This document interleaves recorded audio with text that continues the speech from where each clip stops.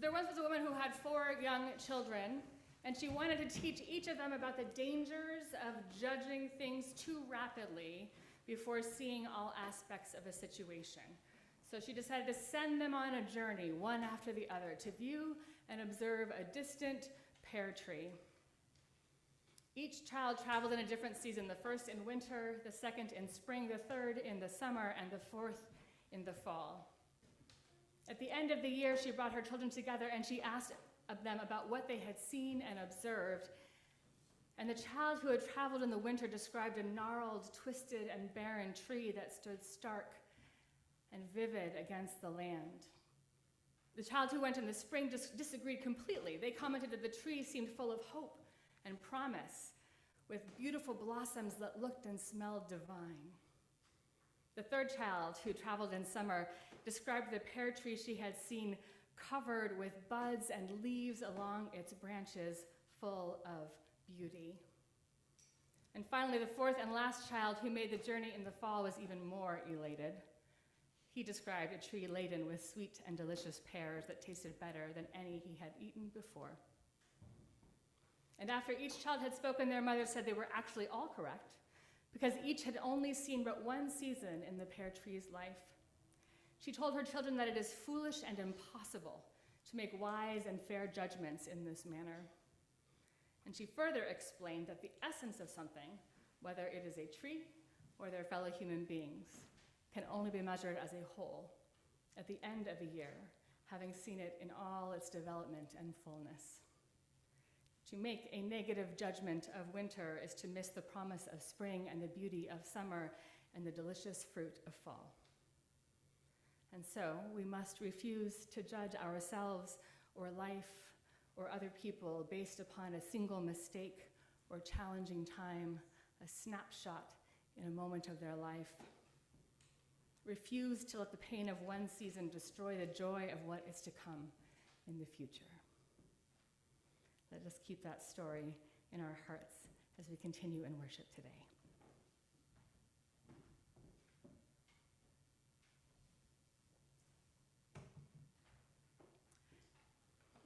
So this last week, Thursday to be precise, was my favorite day of the year. It's never the same day, and some years it seems to never come. It's not a day that I celebrated before I moved to the island almost 10 years ago. In fact, my favorite day when I used to live in New Mexico was always sometime in the fall. You would start to notice subtle color shifts and season shifts, but there was always one day when the contrasts in color demand your attention. And you realize that the huge interconnected stands of aspen on the mountains out there have fully changed their outfits and released the chlorophyll from their bright green leaves and transforms themselves into a yellow so bright that it seems to glow from within. And the sun will be just so, and the sky is made bluer by the contrast with the yellow, with those pulsing yellows and the bright white clouds and the serious and steady evergreens. But here, it's always a day in the spring. We've been blessed this season with an extraordinarily long daffodil and forsythia season. I almost took those reminders of the reawakening world for granted. We had it so long. And I forgot, as I seem to do every year, that the next gift will be the shadbush blooming in the understory of the forests, little butterflies of white and russet sprinkled in amongst the still drab gray of New England winter forest. And when they bloom, I know that my favorite day is about to arrive. Living on the island has taught me about seasons, even though I have lived in places that had 4 seasons before. But in part, it's because the human patterns of how the island operates reinforce the patterns in the natural world. We know we have this ebb and flow of human peoples coming in and out, and so we notice season that much more. There are all these reminders, both subtle and extreme, that each of our seasons provides such different gifts if we're prepared to receive them. So my favorite day, last Thursday, is when we start to get buds in every shade of green and yellow precious gems, emeralds and citrines and tourmalines and jades and topazes and maybe even some rubies on the Japanese maples. And the sun glows through their tender translucence, and they shine as though they were cut gemstones, faceted and vibrant and alive. But why I love this day more than, say, the color changes in the fall is that during this time, we can appreciate both the gemstones and the architecture of the tree branches on which those gems are strung. Once they've fully leafed out, the limbs with their twists and gnarls and branches reaching like the arms of graceful dancers or slightly contorted, pained, disappear into the green. And I love the shad bush because each flowering branch feels like a secret popping out. It's impossible to photograph shad bush the way that we experience it. I defy you to find me an example of a photograph that really captures what it's like to have the shad bush blooming on the island. It rests at the edges of our peripheral vision. It has this subtle beauty that works best when we don't try to look at it directly, because its individuality is less important than the way it interacts with all its neighbors in the forest understory. I believe a single shad bush would still be beautiful, but I don't think that it would make me gasp in delight every spring.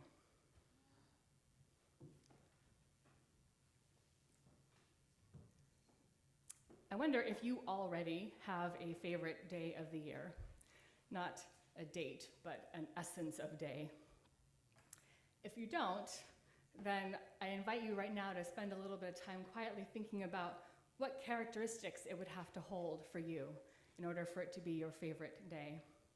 If you already have a favorite day, I invite you to silently reflect on what that day feels like when you appreciate it. Picture your favorite day and let it grow in your mind. I'm going to give us some quiet time now to rest in that.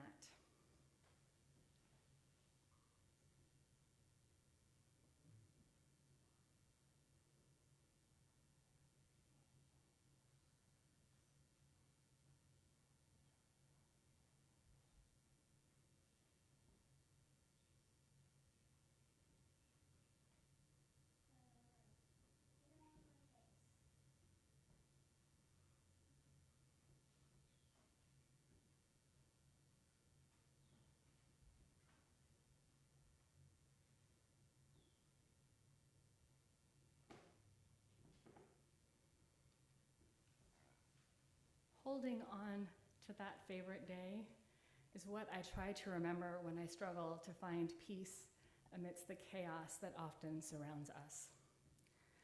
Our world is so fast, and we have made this strange decision as a species to try to speed it up still further.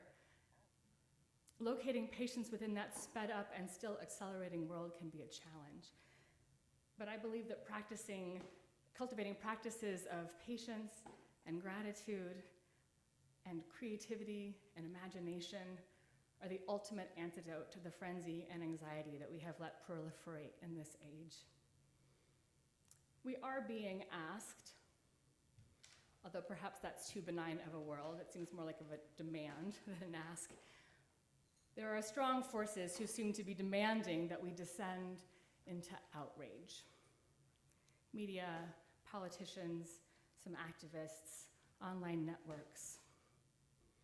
And each time we let ourselves give in to that outrage, several things seem to happen. First, outrage carries within it an adrenaline burst that paradoxically feeds something in us. Outrage can feel good, especially because, second, we are able to make connections through that outrage. We feel less alone when we identify with others, when we sense that their outrage matches our outrage or corroborates some instinct that we have about what's happening in the world. And if we're afraid or anxious or worried about the state of the world, feeling less alone is enticing. It's a way of saying, I'm not the only one seeing this, right? But the other thing that happens when we give in to outrage is that we risk giving up some of our personal power and agency. We let our emotions get harnessed for somebody else's project, somebody else's needs. And we risk losing sight of our own projects and our own needs and our own interests, our own sources of hope, the branching structures upon which we are growing our own lives.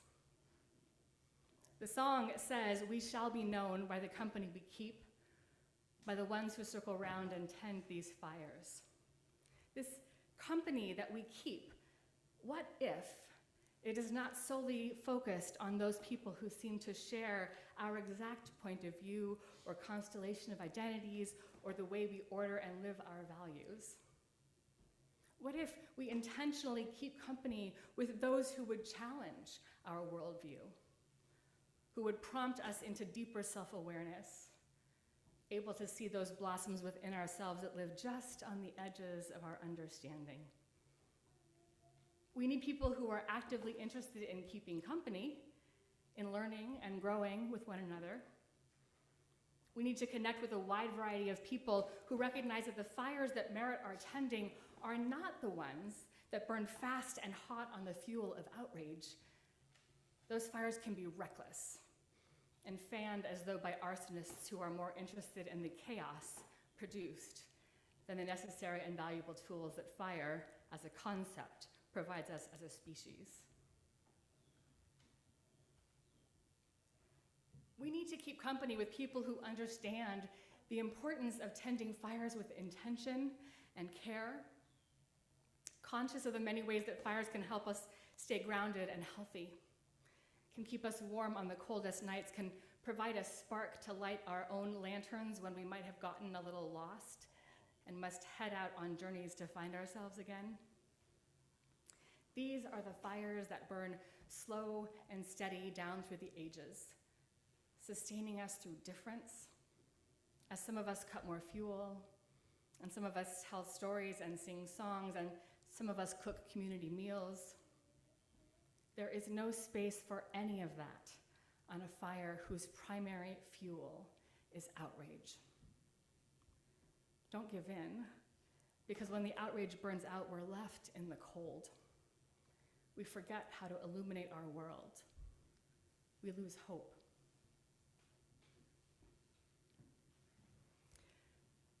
Remembering that listening to and honoring other perspectives, to be in community with other people, to tend fires collectively, is a tool that helps us understand and appreciate our world more fully. And when we neglect to listen actively and carefully and lovingly to one another's experiences or truths, we are depriving ourselves of any chance we may have to gain access to greater comprehension of the wholeness and the holiness of life. So, I invite you now to find someone with whom you might share the characteristics that make up your favorite day. I invite you to try to connect with someone you may not yet know well, or perhaps someone who may have challenged you in the past in some way.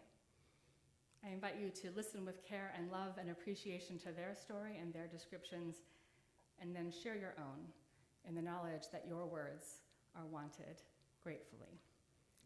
So I invite you right now to take a few minutes to find somebody and share that day.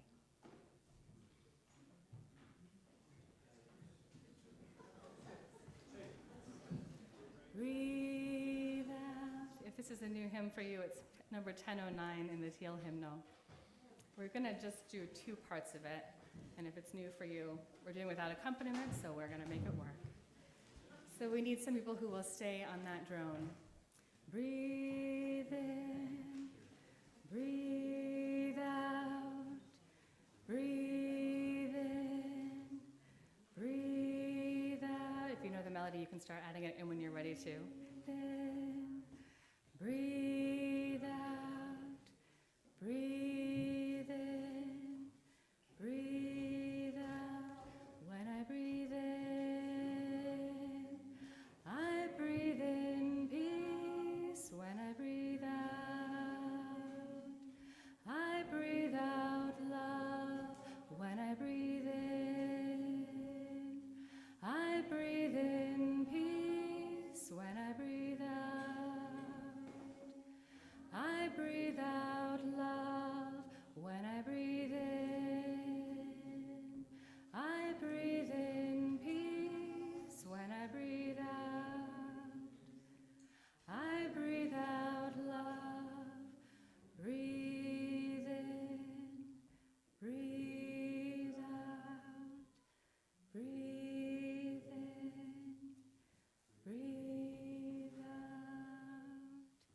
you all.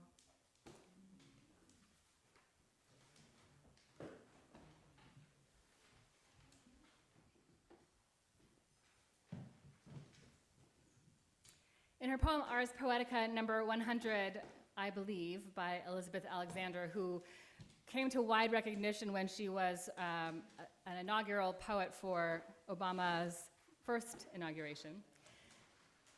She ends with the line, "Are we not of interest to each other?" But this is her poem. She says, "Poetry is what you find in the dirt in the corner.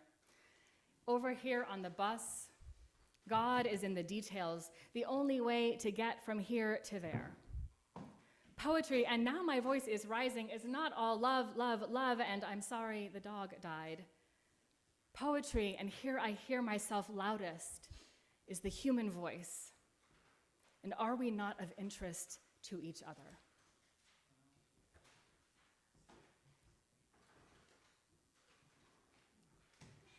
And are the artifacts of our long human history not of interest to us as well?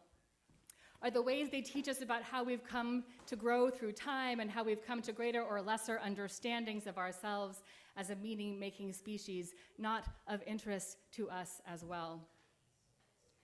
In an essay entitled "Getting Our Gaze Back," Rosemarie Berger describes how she finds herself staring out the window and daydreaming when she starts to feel desperate. The unrelenting beam of information aimed at me via the computer screen too often occupies my eyes. The mind silts up with details, images, pleas for help, advertisements, and thousands of worthy campaigns for social change. Life shouldn't be this hard, she laments. Eventually, she finds, nothing can float freely in the stream of my consciousness. Everything is stuck. After some time staring at my mind mud, I turn to the window. I watch butterflies and wonder about color variations on peaches. She describes the work of an artificial intelligence researcher who believes strongly that daydreaming improves efficiency, assists creativity, and regulates emotions. It's so powerful a tool that he wants to teach computers how to do it. Berger points out that computers were developed primarily to process information. What flows through the internet is an explosion of semi-random details from wider and wider sources. But the human brain, on the other hand, is not made to process data. It works by matching patterns. Our minds create order out of chaos by discerning patterns and then using those patterns in unique ways. And because that's the case, rather than give our brains to computers and their information overload, shouldn't we look instead to each other, to the plurality of patterns we are each uniquely situated to notice, the power of our diversity, of our individual experiences and ways of making meaning and telling stories and understanding the world. The power in our diversity cannot be understated.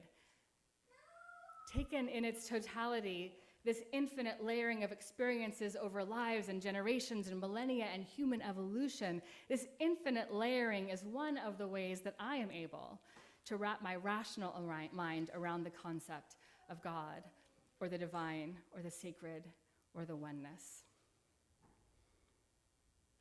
In 1140, a Benedictine monk, Bernard of Clairvaux, wrote about the necessity of resting the mind in that God. It is this kind of meditation, he says, that replaces confusion with order and checks the inclination to lose oneself in uncertainty and gathers together that which is dispersed and penetrates into that which is hidden and discovers what is true and distinguishes it as from that which merely appears to be true. Get yourself to God, Bernard seems to be saying, when the world grows too wild and frenzied and confusing. And by God, he seems to mean that thing that is bigger than ourselves and can remind us of deeper truths than we are likely to find as we skate across the surface of our day-to-day lives. God on the periphery, just out of sight, accessible only when we let ourselves slow down, loosen, listen, be. Poetry, God, is in the human voice, in the diversity of experiences that we offer up to one another. God is in the compassion and care with which we offer to listen to one another's stories and the silence that follows them, that recognizes that we need to chatter all the time to be present to one another.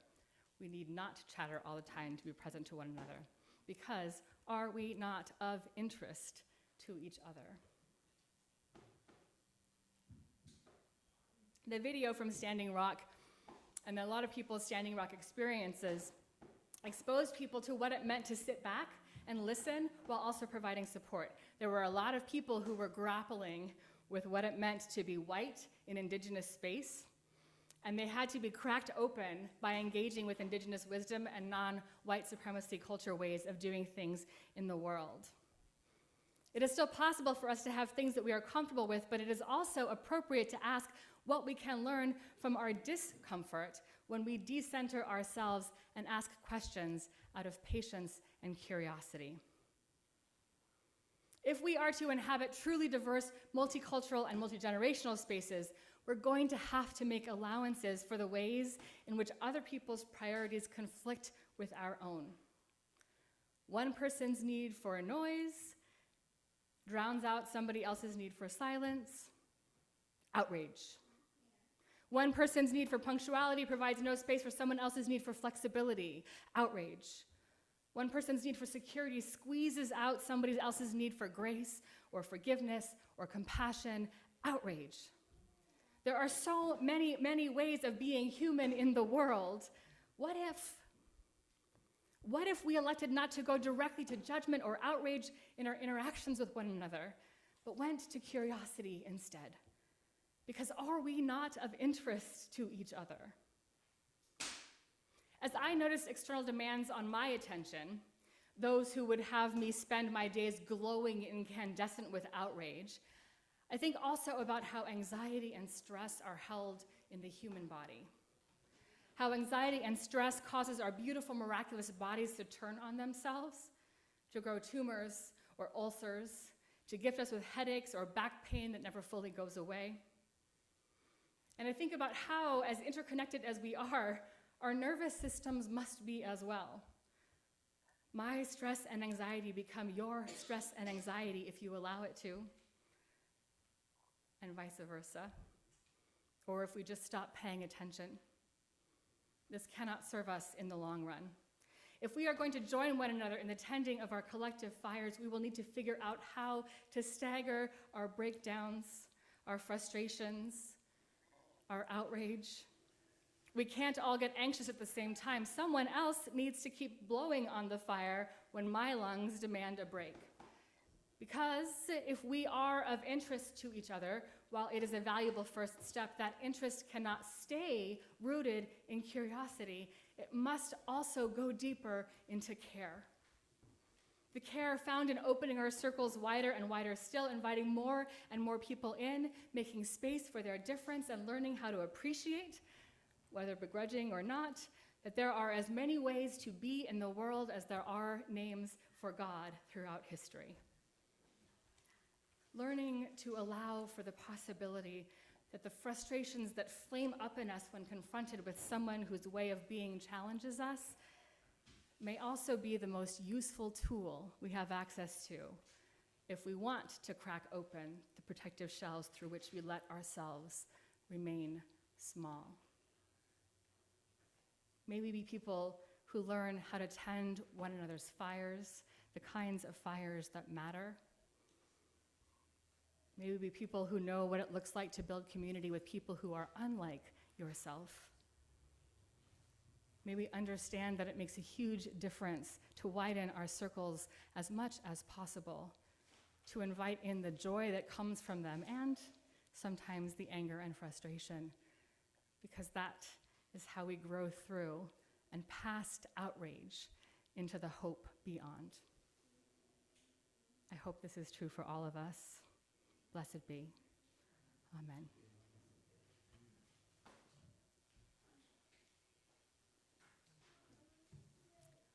I was going to make us sing again, but rather than doing that,